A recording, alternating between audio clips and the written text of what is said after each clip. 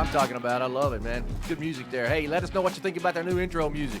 We kind of play with it around. Hey, guys, I'm Michael Ray Newman here, and we've got the A-team here today, guys, all the way from North Carolina. My brother is in studio. The great, the one and only Edwin Britt. What's up, man? Hey, man. I am fired up about being here. Good old American Airlines, thank you for bringing me in soundly and safely, and I'm fired up about being with you today, brother. We got a lot of wisdom to drop on the audience today. Oh, yeah, man. I'm excited. And I thought you were talking about me when you were introing him. Hey, man, I was about to get to you, bro. You're jumping in too early. Kevin E., man, tell us what's new, what's going on to the Inside Edge audience, nation.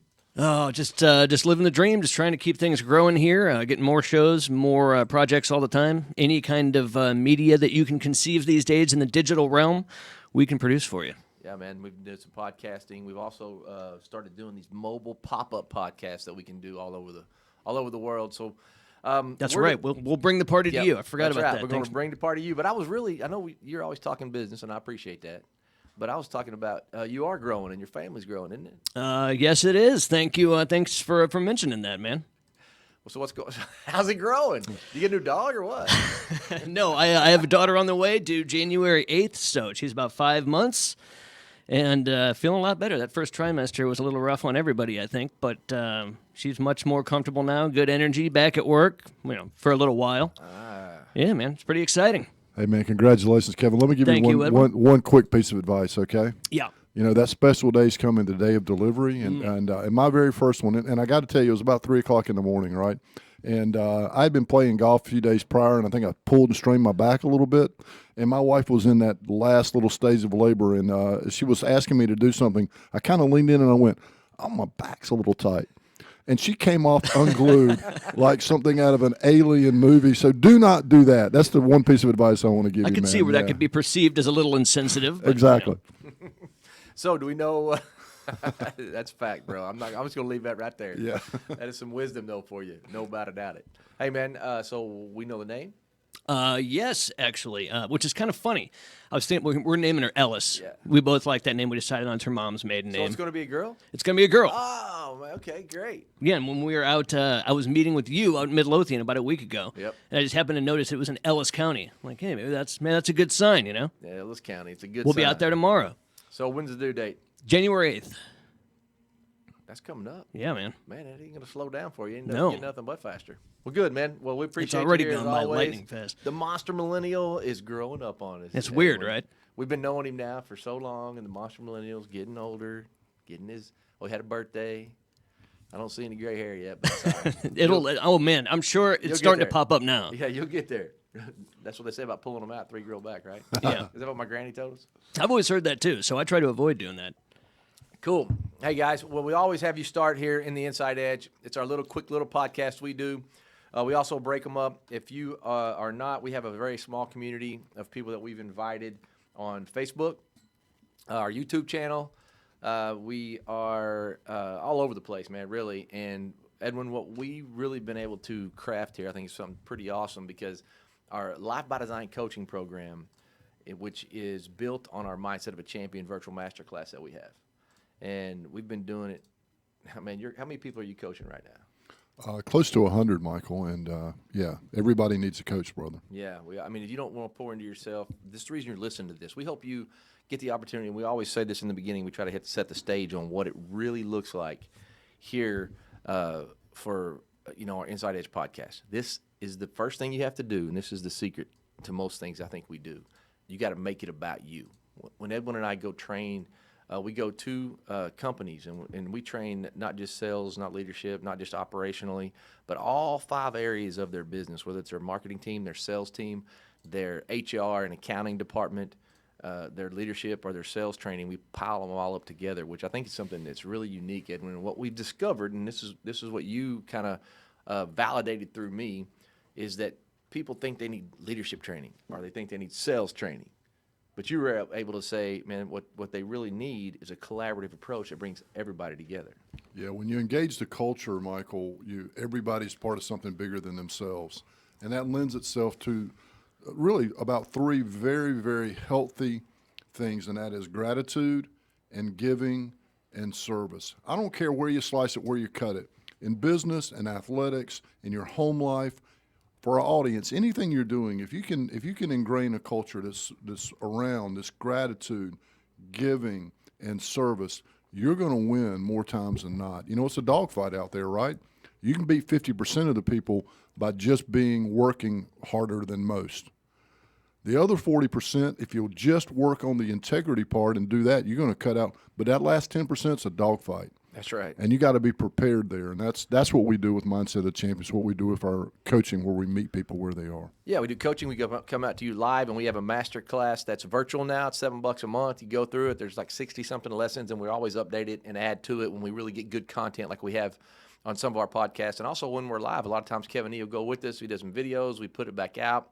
He'll mix it and squish it down. Is that a technical term? Just trim it down a little bit. Yeah. Squish it down till it makes it consumable. Either one works. Yeah, so that's what's really unique about what we do. It's time tested.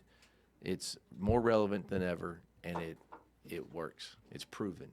And today, even more than ever, we've been able to see that we've been able to prove that. And when I say I want you to do two things when we start, number one, make it about you. And number two, as you look at this thing, you will do two things only: educate and validate. So really three things. Number one, make it about you. Just go ahead and all of our stories, all the processes we talk about, they're practical things that we have implemented in our own life. I mean, this is real life, man. We'll meet you exactly where you are. And some days it ain't good. Some days it ain't pretty. So when you're listening to this, think about yourself and educate and validate. Now, what does that mean? Educate is pretty simple. I learned something, right? It's only hard till you learn it. Educate. Number two, validate, which I think is so powerful. I've done so much validation, Edwin, with you over these last 6 or 7 years, because Edwin teaches a process, and it is trust, and that's what it looks like, and it's really awesome. It's a foundational tool of everything. Is the trust that we have, and if you lead with gratitude and have a trust-based process, it's not just it's for sales is what Edwin did it for. He was number one for over 30 years in his field. Is that right, Edwin? Yeah, I was about 8 when I started, yeah. Yeah, but he's been number one in every industry he's ever been in and every vertical he's ever stepped into, but he took one thing with him everywhere he went, and he took the process. And one day we were in Florida. Never will forget it. We were in Florida. We were about to do a big old realtor conference like we're going to be doing tomorrow, and it was awesome. We had a lot of fun, but we went live on Facebook, and we talked about the process. And as he's going through the sales training of the process, I realized the trust process is not a sales process. It's a life process. And that's what I got out of it is, dude, this is what I've lived my whole life. I didn't even realize it. Now, it took me a lot. I went through a lot of pain to learn it because I didn't have any kind of mentor. I didn't have any kind of coach. I didn't go out and look for that extra training or those light bulb moments. And that's what we want you guys to do, man. Go out. I don't care who's coaching you. I don't care what kind of extra personal development help you get, but get it. It's crucial to your family. And I'm going to share something with you later about why it's so crucial. What you do now is going to impact your kids and your grandkids and beyond. The ripple effect is more powerful than the pebble. They had some proverb that said that, Edwin. But educate and validate is what we're going to do here. And Edwin, talk to the process just for a real quick minute about, what we teach and how it looks and why it's so relevant. What people are looking for, Michael, is sustainable and predictable results.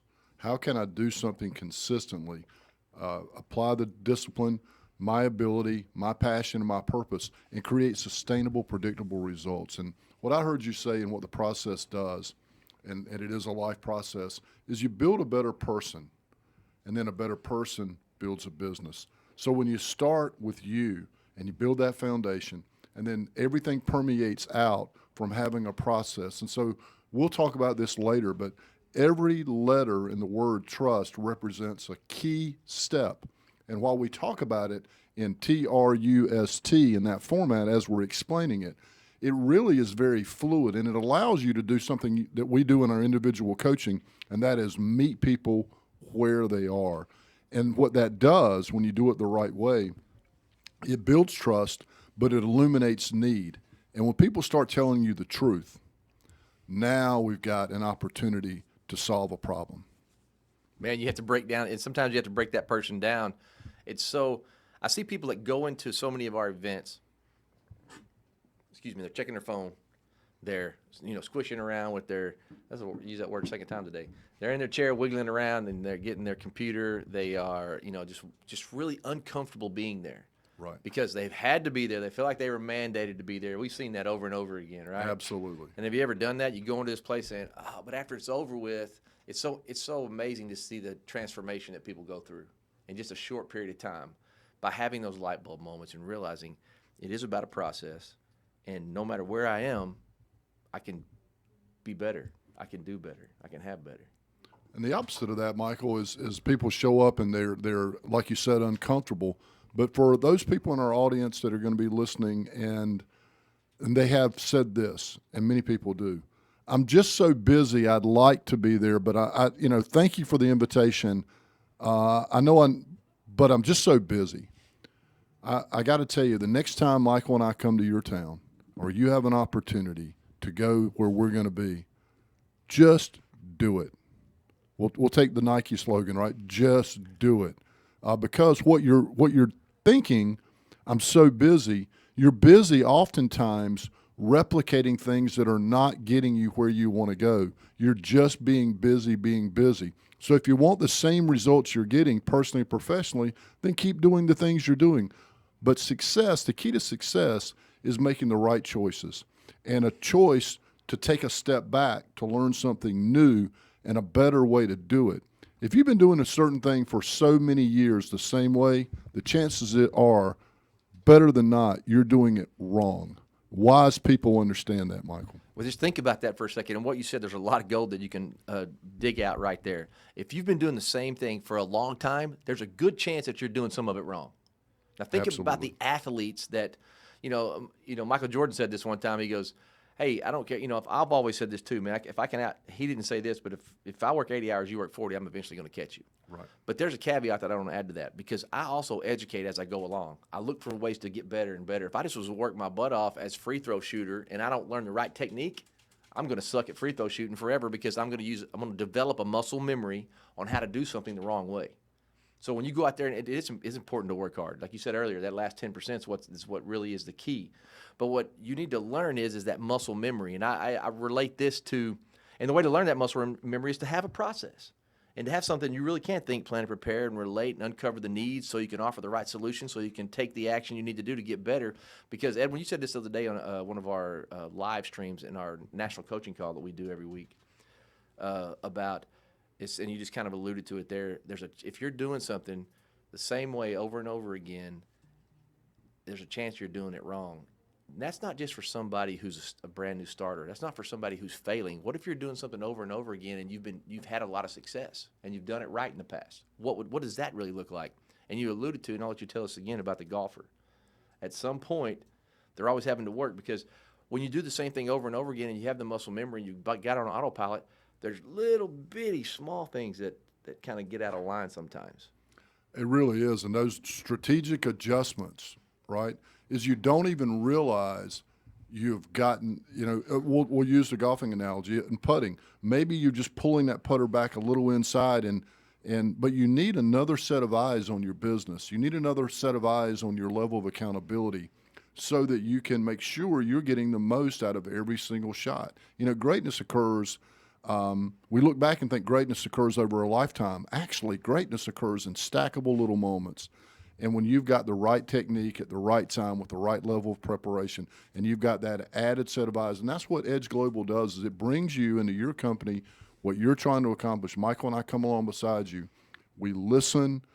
We do not suggest until we've really taken the time to listen and learn. What do you want to accomplish? How are you getting there? And we break it down. And that's what the golf analogy is too. They break down the swing and find the one little nuance that you can do a little bit better.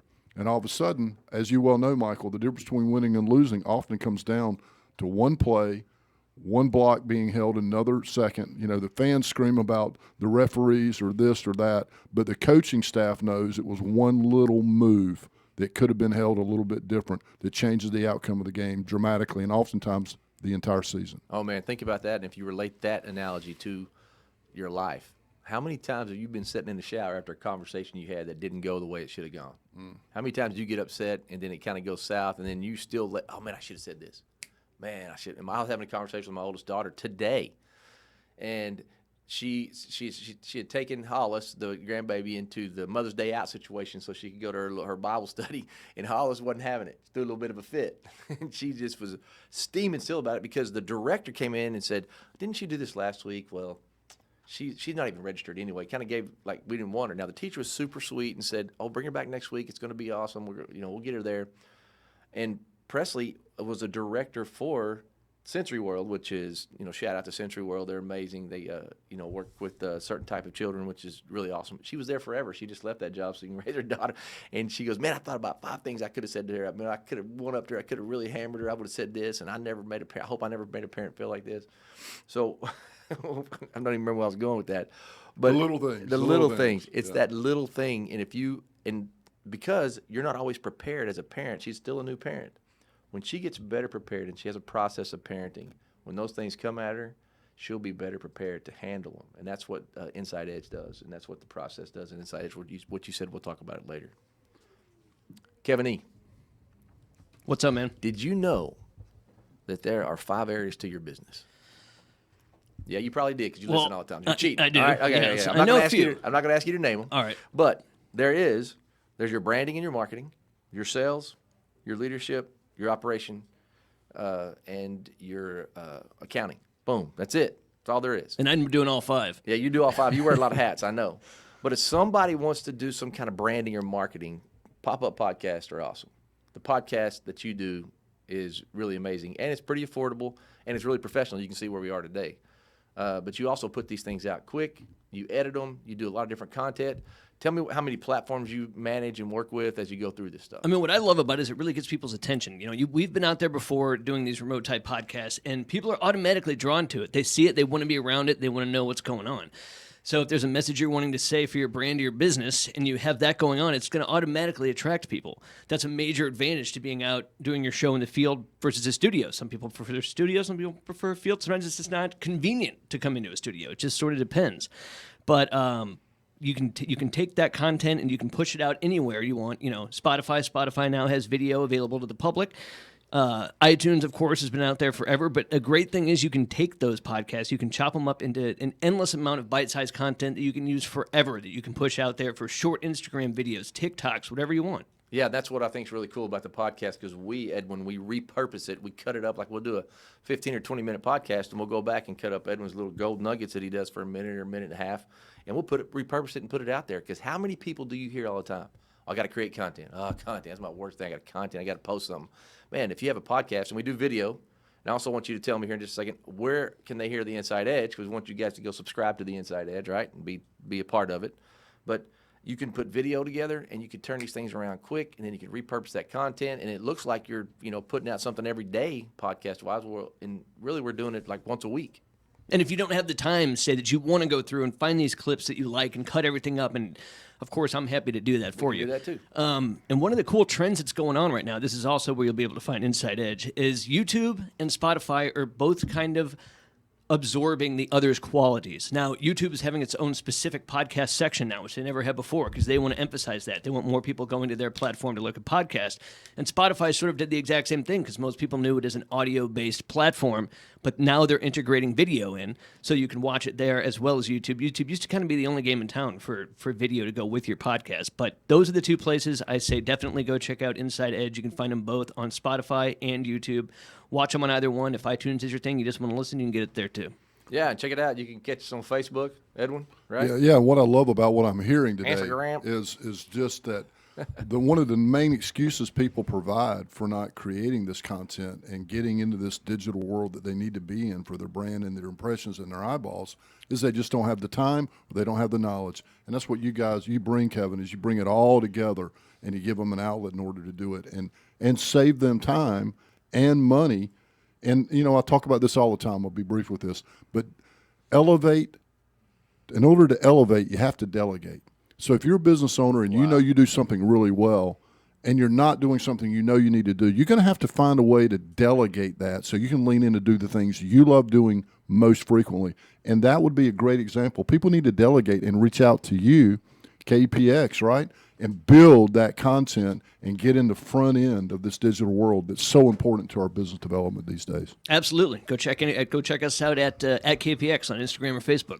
Okay, we do, Edwin, we always have this little coaching moments. During Oh, I'm these sorry. podcasts. At KPX Live. Sorry, I screwed up my own. At KPX Live. My Hey, own man, it's user- written my right own over there, handle. bro, or something. Yeah. You can look at it. Let me know if you need help. I got you. Thanks, man. KPX, I love it. That's right. KPX. KEPX. Live. Live. So, but I want to stand on this, and this is so we do a lot of small business coaching. We do big corporations will go in and meet with, hundreds of people, and all the way down to 6 people. I mean, we've coached some HVAC companies, some construction companies. We've done stuff with bread companies and real estate and mortgage companies we do a lot with. So it's been really across the board. Then we do some public events.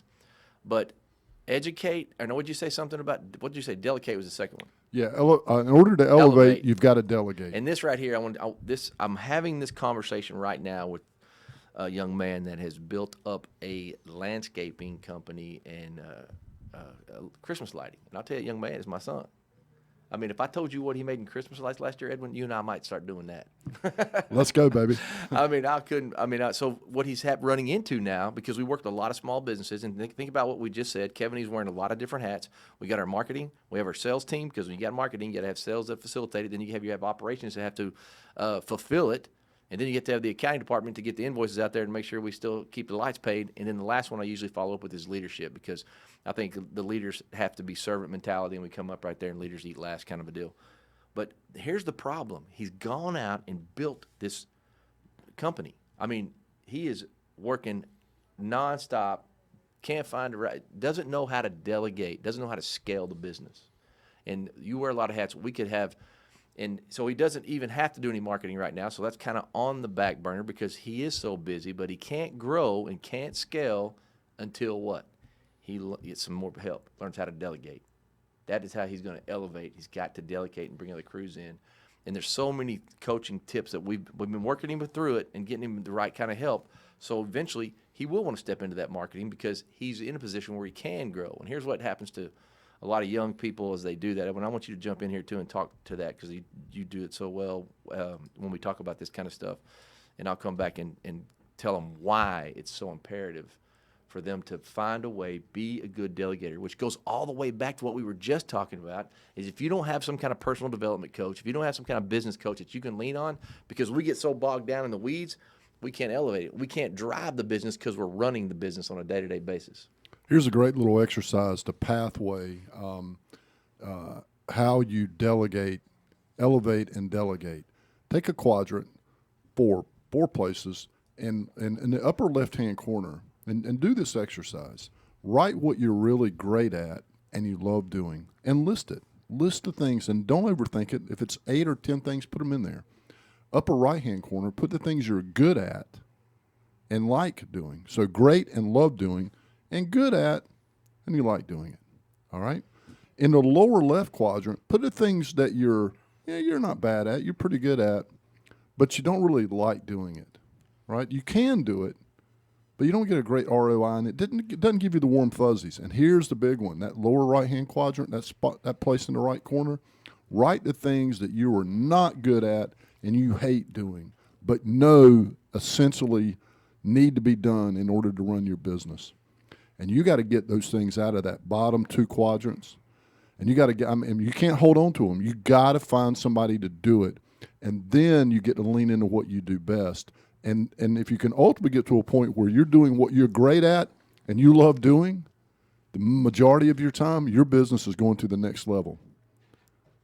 The hardest thing about that thing right there, and that is so true. I hope you guys go back and rewind this, write this down, whatever, because there's so many good things in that right there. The main reason somebody doesn't want to go find somebody else to do it is because they don't want to give up the cash flow. Mm-hmm. And here's the biggest mistake young business guys, as their businesses is growing and they're solopreneur, entrepreneur, small company, is that they start getting the cash flow in. They're getting everybody paid. They're wearing all these different hats too, and then they start taking their money home to their family. What they do is they get a new car. They get the wife, they upgrade from a rent. They might buy a place or spend a little more money here. So now all of a sudden their personal life, which was, our budget was small, but now it's gotten bigger and it's grown as the company's grown. Well, then they come to this point, what we talk about, to a way to elevate, continually elevate, they've got to be able to delegate it. But if they delegate it, I have to take this hat off. It costs money when I take a hat off and put it on somebody else. So when they have to put that hat on, I can't. And then they have about 2 or 3 hats, and they go, well, then I got to go home and tell my wife that, We can't spend that money. We can't take that trip. And guys don't want to do that, so they wind up going on this plane of the same amount of money, same amount of business, can't market. They don't have the right sales team in place. They find out the things in those lower 2 quadrants that they hate doing, and it takes away their energy management, takes away their joy, and the business is affected because you don't build a business. You build people, and the people build the business. And small entrepreneurs and solopreneurs do not know how to do that. Man, a lot of wisdom in this podcast so far, Michael. Yeah, brother. I'm going to tell you right now that please go back and rewind and listen to it and think of what it says. But in order for you to elevate, you got to learn how to delegate. And here's the coolest thing about this, man. When we were younger, little back in the day, we didn't have all the things that Kevin was talking about, YouTube, Snapchat, Instagram, and TikTok. You can go and learn TikTok made me buy it. You ever heard that phrase yet? I've heard, I heard my wife said it the other day, TikTok made me buy it. So I'm like, oh boy, here we go. So guys, I want you to remember this, without a doubt, 100%, if you can't take anything away from this, just go out and be nice. Just be nice. That's what my granny used to tell me. People won't always remember what you say, but they'll always remember how you made them feel. We'll catch you next time, Edwin. Appreciate you. Kevin E., Monster Millennial. Always a pleasure, brother. That's Thank you, right. sir. We'll